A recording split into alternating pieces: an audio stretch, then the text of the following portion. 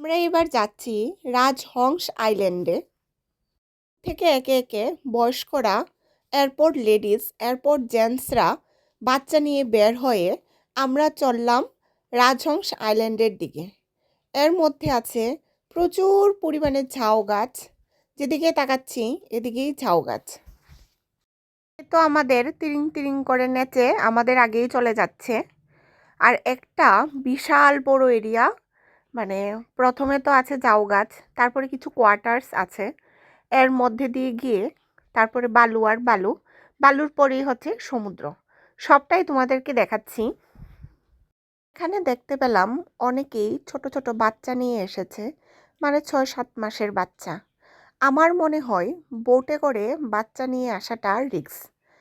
মাছ চিল্কাতে যখন ডলফিন দেখার জন্য সবাই এদিকে ওদিকে তাকায় বা অনেকে নৌকা থেকে উঠেও যায়, উঠে এদিকে এদিকে যায়, তখন মনে হয় যে নৌকাটা এক সাইড হয়ে গেছে, নৌকাটা ডিসব্যালেন্স হয়ে যাচ্ছে। তো এই সময় মনে হচ্ছে আমার বাচ্চা নিয়ে আসাটা রিস্ক।